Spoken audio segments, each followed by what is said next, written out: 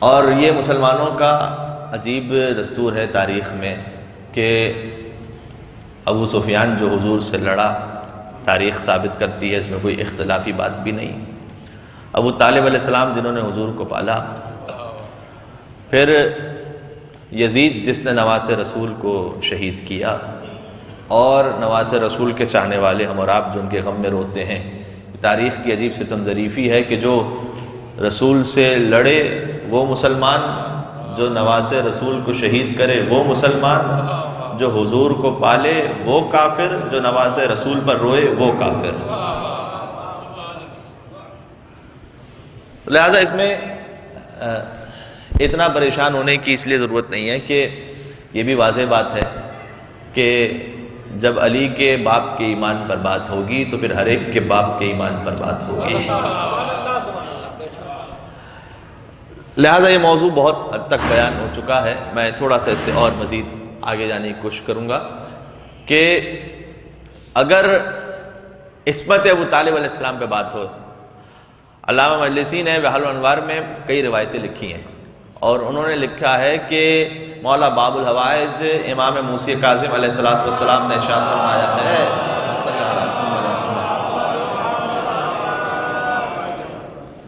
کہ ابو طالب وہ وصی خدا تھے کہ جنہوں نے سابقہ اوصیاء کی امانتیں سرکار ختمی مرتبت کے سپرد فرمائی تھیں۔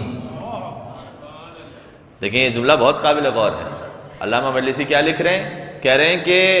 باب الحوائج امام موسی کاظم علیہ السلام کے حوالے سے، کیونکہ ایمان ابو طالب پر جب بات ہوگی تو پھر غیروں سے بات کریں گے، لیکن جب عصمت ابو طالب پر بات ہوگی کہ وہ حجت خدا تھے تو پھر اپنی روایات سے جب دلیل بیان کی جائے گی تو پھر اصل مقام ابو طالب علیہ السلام واضح ہو جائے گا۔ کہ غور فرمائیے گا، ساتویں امام نے فرمایا کہ وہ وصی تھے کہ جنہوں نے سابقہ اوصیاء کی امانتیں سرکار ختمی مرتبت تک پہنچائیں، اور علامہ مجلسی یہ لکھتے ہیں کہ یہ امانتیں جن کا امام نے ذکر فرمایا ہے، ایک تو ساری سابقہ آسمانی کتابیں جو مختلف انبیاء پر نازل ہوئی تھیں وہ ابو طالب علیہ السلام کے پاس موجود تھیں۔ دوسرا حضرت موسیٰ کا وہ عصا کہ جس کے صدقے میں حضرت موسیٰ کے تمام معجزات ظاہر ہوئے تھے، اور تیسرا وہ انگشتری کہ جس کے صدقے میں سلیمان کو حکومت عطا ہوئی تھی۔ یہ تمام چیزیں ابو طالب کے ذریعے اور وسیلے سے سرکار ختمی مرتبت کی خدمت میں پہنچی تھیں۔ صلوات پر محمد و آل محمد۔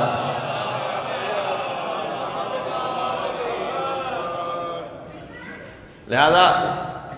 خود امام باقر علیہ السلام کی بھی حدیث ہے، فرمایا کہ لو رجح اللہم صلی علی محمد و آل محمد لو رجح ایمان ابو طالب علی کفۃ و ایمان ھذا الخلق علی کفۃ اخری لرجح کفتہ۔ امام نے فرمایا کہ اگر قیامت کے دن جب یہ موقع پیش آ جائے کہ ابو طالب کے ایمان کو ترازو کے ایک طرف رکھا جائے اور ساری انسانیت جس نے کبھی لا الہ الا اللہ محمد رسول اللہ کا کلمہ پڑھا ہے ان سب کے ایمان کو ملا کر ترازو کے دوسری جانب رکھا جائے تو لرجح ایمانہ و کفتہ، ابو طالب کا ایمان ان سب پہ غالب آ جائے گا۔ کیوں بھلا عقل سے الزام پہ حیران نہیں کہ کل ایمان کا پدر صاحب ایمان نہیں، اور اگر محسن بانی اسلام اگر کافر ہے پھر تو اس دہر پہ کوئی بھی مسلمان نہیں، کیونکہ اگر یہ حجت خدا نہ ہوتے تو توحید کا پہلا جلسہ کبھی عمران کے گھر میں نہ ہو رہا ہوتا۔ دیکھیں آپ غور فرمائیے گا۔ اچھا کہیں اور دور کیوں جائیں، دیکھیں ابو طالب سے بڑھ کر کون صحابی رسول ہو سکتا ہے؟ اس لیے کہ باقی تو وہ تھے کہ جو حضور کے پاس پلتے رہے، اور یہ وہ تھا کہ جو حضور کو پالتا رہا۔ اور صحیح بخاری کی جلد نمبر 3 حدیث نمبر 280